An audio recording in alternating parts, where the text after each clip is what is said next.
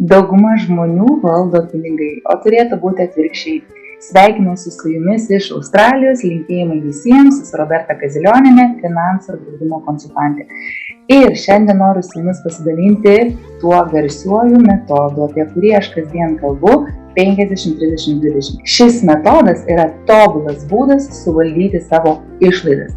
Tai pirmiausia, nuo ko mes pradedam. Pasiimkit lapą ir užsirašykit pajamų pasiskirstymo metodas.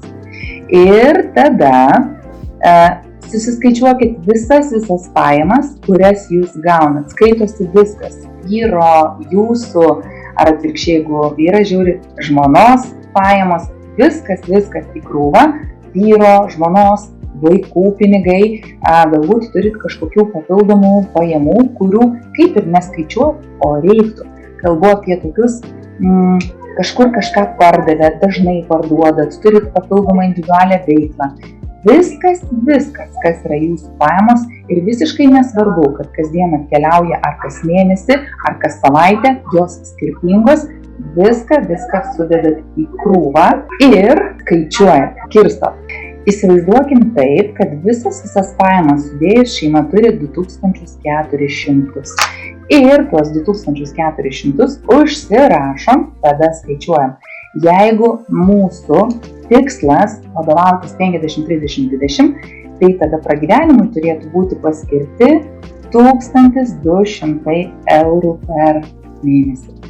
Tada taupimas su tikslu išleisti po pagalbę arba į atskirą stalčiuką, kažkur prie savęs, galbūt į atskirą banko sąskaitą, bet kas mėnesį 30% reikėtų atidėti tam taupimui su tikslu išleisti, kas nuo 2400 sudarytų 720 eurų.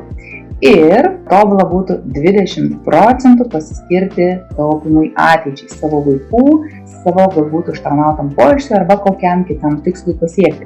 Tai nuo 2400 tai būtų 480 eurų.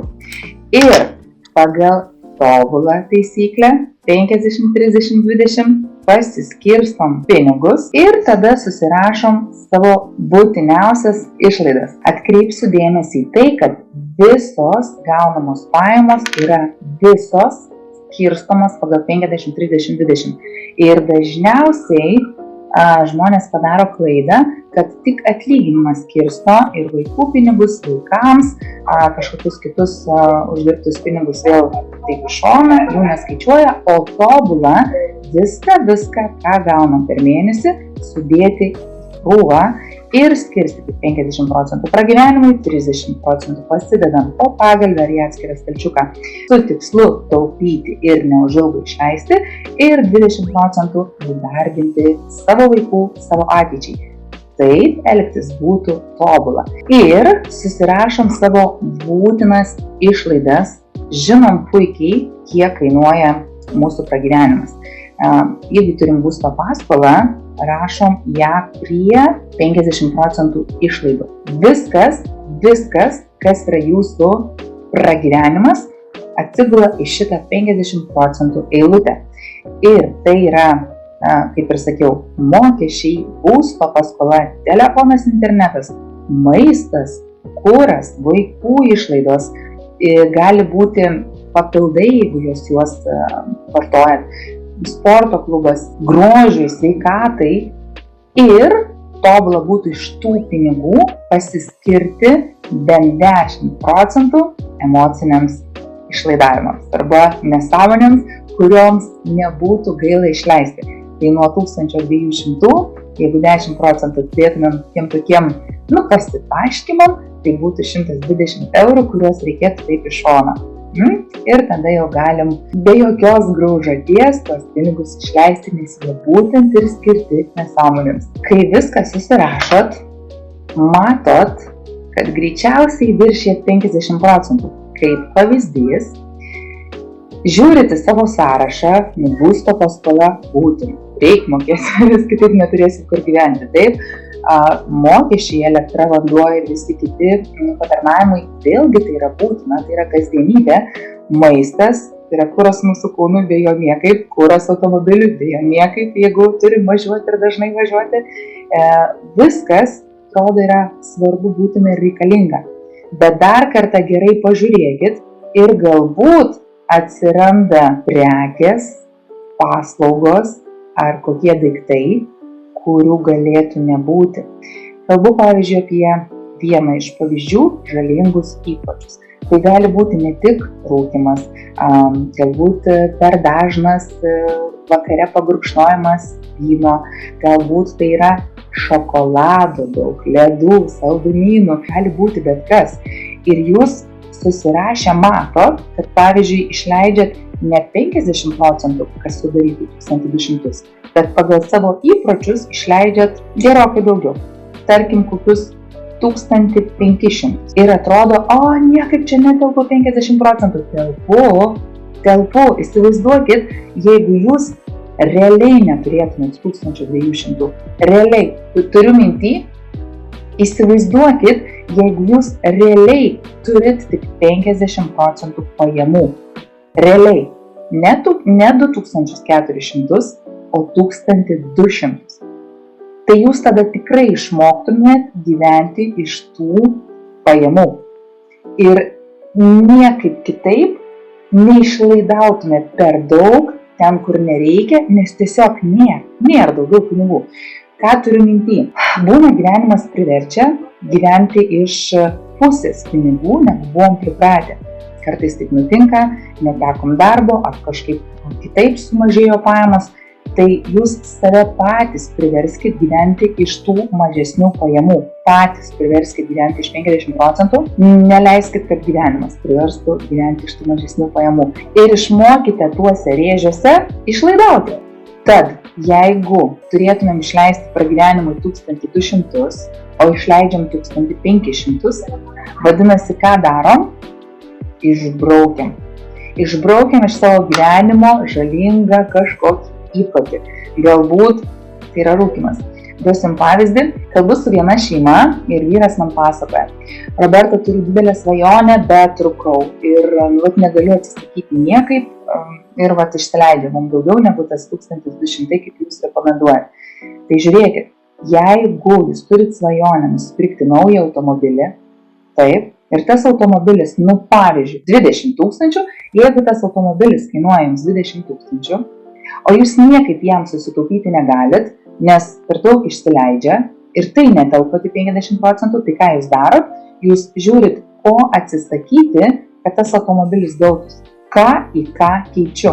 Ir šiuo atveju aš esu su tuo vyru susitarusi, kad jis meta rūkyti, neberūko, tos 300 eurų deda į 30% sąskaitą ir kaupia automobilį. Tai jūs, kada susirašot savo išlaidas, jūs matot, ar jūs telpat į 50% ar ne. Ir jeigu netelpat į 50%, žiūrėkit, ką išbraukti iš to sąrašo, ko tikrai nereikia, ko tikrai nebūtina. Ką dar rekomenduoju padaryti, iš 50% pasiskirti 10 emocinėms išlaidoms, kas galėtų būti jūsų mėgstama kava restorane, kavinėse ar kažkur degaliniai, kava mieste, kinas, ką labai mėgstat daryti, pramogos, kurių tiesiog negalite atsisakyti, tai tobula būtų iš tų 50% pasiskirti 10 pramogoms, kinui, maistui, rūbams, batams, viskam, be ko jūs gyventi negali. Arba, kaip aš vadinu, šudnikiams, tom nesąmonėm, kur, tam pirkau galėjo nebūti, bet be to gyventi atrodo negaliu. Reikia dar vieno puoduko į virtuvę. Ir tas dubenėlis koks nerealus, gėlytę nusipirksiu. Yra tos tokios emocinės išlaidos, be kurių mes gyventi negalim. Ir rekomenduoju joms susiplanuoti pinigų, o neatsisakyti jų, jeigu tai yra jūsų džiaugsmas. Kai turit aišku sąrašą 50% pragyvenimui, kam privalot sumokėti, ką privalot padaryti, tada lieka kita sąskaita 30% taupimas su tikslu išleisti. Ir į tą sąskaitą telpa viskas, kas yra ne kasdien, ne kas mėnesį perkama, kam turiu susitaupyti ir nusipirkti truputį vėliau. Pavyzdžiui, noriu naujo telefono, svajoju apie tą patį automobilį arba pradinį įnašą būstui. Arba reikia sezoniškai apsipirkti rūbus vaikams, rūbus savo, batus, galbūt kaip pavyzdys sniego žiemos sezonas ir reikia kombinzonų, kurie tikrai brangiau kainuoja. Ir tam mes kaupiam. Kaip pavyzdys, norim telefono. Telefonas kainuoja 1000 eurų. Ir kas mėnesį tam telefonui turėtumėm atsidėti apie 83 eurus tam, kad tą telefoną nusipirktumėm po metų. Dažnas ima išsimokėtinai. Ir žiūrėkit, šitoj vietoj tai nėra labai blogai, bet būtų tobula, jeigu to nedarytumėt ir tam telefonui kauptumėt po biškį. Nesvarbu, kad dabar turit naują telefoną ir viskas gerai, juo naudositės galbūt metus 2 ar ilgiau. Būna žmonės mėgsta keisti kas 2 metus telefoną. Tai kaip pavyzdys, jūs žinot, kad greičiausiai kažkada jį keisit, nes atsibos, kažkada jį keisit galbūt, nes jisai tiesiog suduš ar kažkas jam nutiks ir reikės naujo. Tai ką aš rekomenduoju padaryti, nusipirkus daiktą, jūs puikiai žinot, kad jo vėl reikės kažkada, tai jam tiesiog pradėkite atidėti jau dabar, nuo pat 1 mėnesio, kai nusipirkot naują, atidėkit naujam telefonui ir neišsimokėtinai imkit, o patys kaupkit ir tada grynais pinigais nueikit ir nusipirkit. Kodėl? Jeigu mes turim pasiėmę leasing, nesvarbu apie ką, tai apie naują telefoną, gali būti skalbimo mašiną, automobilį, baldus ar dar kažkam, jūs neimdami lizingo saugot save. Įsivaizduokit situaciją. Nusipirkot grynais arba pasiėmėt lizingą. Jeigu pasiėmėt išsimokėtinį telefoną ar kažkokį kitą daiktą, mokat sėkmingai, viskas gerai ir neduoktų Dieve atsitiko bėda. Netekot darbo, netekot kažkokio pajamų šaltinio, individualios veiklos nebegaunat pajamų arba antra pusė pagrindė išlaikė ir atsitiko kokia nelaimė ar dėl sveikatos, ar dėl to paties darbo netekimo, ar galbūt nedaugėja išsiskyrėt, tai kas atsitinka? Išsimokėtinai perkamas daiktas neužjaus jūsų, kad jūs likot be darbo, ar kad atsitiko kažkokia bėda ir jūs nebegalit mokėti. Jūs tiesiog privalėsit tą toliau daryti. Jeigu nemokėsit, gali ištikti bėda iki tokių kaip pinigų išieškojimai, besikaupiančios skolos ir taip toliau. Tai kad taip nenutiktų, kad jūs nerizikuotumėt šitoj vietoj, tai geriau susitaupyti ir nusipirkti grynais. Nes taupydami jūs nesat įsipareigoję kažkam, kam privalu sumokėti. Taupydami patys jūs esat laisvi, kad bet kada, jeigu kartais negalėtumėte tą stalčiuką ten įdėti numatytą sumą telefonui ar kokiam kitam daiktui, ką jūs darot, jūs kitą mėnesį įdedat. Arba jeigu netekot darbo, greitai susirandat kitą, bet nestresuojat, nes reikia mokėti išsimokėtinai už kažkokį pasimtą daiktą. Tai mano rekomendacija, turit naują daiktą, kažkada jį keisit, pradedat jau nuo 1 mėnesio jam kaupti tiesiog į atskirą vokelį telefonui, į atskirą vokelį automobiliui, į atskirą vokelį atostogom. Ir vienas labai svarbus momentas – būtina susikaupti santaupų. Būtina turėti santaupų. Ir iš to 30% sąskaitos mes tas santaupas kaupiam. Jeigu gyvenam vieni, jeigu neturim įsipareigojimų, skolų, neturim vaikų, tai pragyvenimui santaupų minimum rekomenduočiau turėti 3 mėnesiams, kad jeigu kažkas atsitiktų, ar dėl sveikatos, ar dėl skyrybų, ar dėl dar kažkokių kitų priežasčių, neteko pajamų, neteko darbo, tai kad iš tų santaupų, iš tos 30% sąskaitos, jūs galėtumėt išsispręsti iškilusius iššūkius. Kol susirasit darbą, kol vėl surasit kitą išeitį, kaip užsidirbti pinigų, kaip vėl atsistoti ant kojų. Turėsit 3 mėnesius kaip minimum laiko išsispręsti iššūkius. Kas dar yra labai svarbu, jeigu auginam vaikus, jeigu turim įsipareigojimus paskolų, visgi esam atsakingi ne tik už save, bet ir už savo visą šeimą ir mažuosius ir didelius, tai kas yra svarbu labai, šeimai auginant vaikus ir turint įsipareigojimų turėti minimum 6 mėnesius sukauptų santaupų.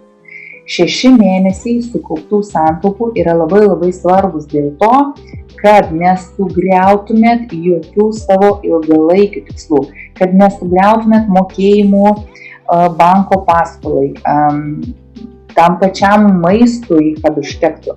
Kol sugalvosit, ką daryti, susirasit darbą, nedaug dieve, jeigu sveikata atsitiesit ir kad niekas nesugriūtų iš tų santaupų, galėtumėt toliau vykdyti įprastą gyvenimą, toliau mokėti mokesčius, paskolas, netgi taupyti kažkam. Tobula visgi santaupų turėti metams.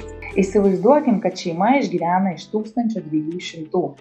Ir jeigu kalbam apie pusę metų santaupoms pasiruošti sumą, tai reikėtų po biškį kaupti ir prikaupti 7200. Bent kokius 5.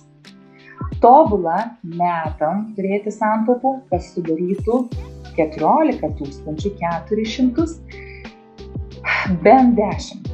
Vėl aš taip sakau, kai turim saugų rezervą, pasidėtus pinigus tikslingai santaupoms, jeigu kas maža atsitiktų pragyvenimui, ne naujai tvorai, ne stogui, ne naujam automobiliui ar atostogom, tie pinigai yra nejudinami.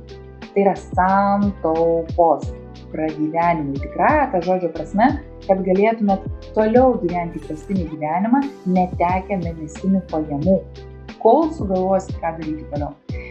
Tai grįžtant prie tos 50-30-20 sistemos, 50% pragyvenimų. 30% tai yra taupimas su tikslu išleisti artimoj ateityje ir 20% tai yra įdarbinimas savo vaikų, savo ateičiai. Ir 20% taupom savo vaikų mokslam, pradiniai įnašo būstui, galbūt gyvenimo startui ar verslui, ar naujam automobiliui, kažkam, kam prireiks vaikui, kai jam bus 18, 20 ar daugiau, ar truputį mažiau metų. Bet tai yra vaiko ateičiai. Arba savo užtarnautom poilsiui, pensijai, būtent tam laikotarpiui, kai nebenorėsiu dirbti, ar nebegalėsiu dirbti, arba darbdavys pasakys, viskas jau atsisveikinam, yra šviežesnių, jaunesnių, nebereikalingas tu man, o pensija dar gerokai toliau negu tau yra metų. Tai tas taupimas ateičiai yra tikrąja ta žodžio prasme ateičiai. Tai yra tavo vaikų, tavo paties ateičiai, kai tų pinigų prireiks po 10, 15, 20 ar 30 metų. Ir jų tikrai prireiks. Ir kaip bus gera, kai jų turėsit sutaupę. Kaip bus gera, kai galėsit išsispręsti iššūkius vaikų mokslų ar kokių kitų iššūkių, automobilis, pradinis įnašas būstui, arba savo ateičiai turėsit pasiruošę kapitalą, iš ko galėsit ramiai išeiti į užtarnautą poilsį ir gyventi nelaukdami pensijos. Taupimas ateičiai gali būti per kaupiamuosius investicinius gyvybės draudimus, per investicinius fondus, investavimas į nekilnojamą turtą ar kokias kitas finansinės priemonės, kurios ir būtų tikslingai nukreiptos ateičiai. Ne po mėnesio ar po metų panaudosit tuos pinigus, o gerokai vėliau, nes tai yra tikrąja ta žodžio prasme jūsų ateičiai. Šis metodas yra tobulas ir veikia tada, kai jūs realiai jį naudojat. Jeigu nenaudojat, prisiekiu neveiks, bet jeigu naudosit, jau po 1-2 mėnesio pamatysit, kaip turit vis daugiau ir daugiau pinigų. Kodėl? Dėl to, kad pragyvenimui griežtai nusimatė rėžius, iš kurių neišlenda. Taupimui po pagalvę, arba kitaip tariant, taupimas su tikslu išleisti, vėlgi turi savo aiškius tikslus, kam reikalingi sukaupti pinigai. Tada po kiek metų ir kiek viso tų pinigų reikės. Arba kam reikalingi pinigai sukaupti, ką pirksiu, po kiek mėnesių, nebūtinai metų, ir lygiai taip pačiai kiek viso man tų pinigų reikia, kad gyvendinčiau savo svajonę, kuriai nereikia daugiau negu 5-7 metų. Pavyzdžiui, noriu automobilio po 2 metų, tai vadinasi, aš jį ir bandau nusipirkti iš 30% sąskaitos, taupydamas kas mėnesį po truputį. Ir kaip pavyzdys, jeigu noriu nupirkti automobilį už 20 000, turiu atsidėti kas mėnesį po 833 eurus, kas atrodytų be proto daug, nes 30% sąskaitoje tik tai 720 pasideda, tai kaip aš tam automobiliu susikaupsiu. Vadinasi, ką darau? Jeigu nepavyksta pasiekti tikslo per numatytą laikotarpį, nes neįmanoma įdėti tiek pinigų daug automobilių ar kokiam kitam daiktui susikaupti, vadinasi, prailginu laikotarpį. Vis tiek padarysi, tik tai truputį vėliau. Neleiskit, kad pinigai jūs valdytų. Jūs valdykit pinigus. Jūs nuspręskit, ką darysit, kaip darysit ir viskas gausis, jeigu tiksliai pasiskirstysit į stalčiukus. 50% pragyvenimui, 30% po pagalvę ir 20% įdarbinu ateičiai. Ir jeigu negalim išgyventi iš 50-30-20, jeigu niekaip netelpam su savo pajamom į 50-30-20, į 80-10-10 telpam tai tikrai. 80-10-10 būtina naudoti tikrai, nes pragyvenimui 80% pasiskiriam, 10% būtina pasidėti po pagalvę, kad visada nors truputį turėtumėt santaupų prie savęs, jeigu staigiai prireiktų, ir bent 10% įdarbinti savo ateičiai rekomenduoju. Tai jeigu nesigauna gyventi iš 50-30-20, pradėkit nuo 80-10-10.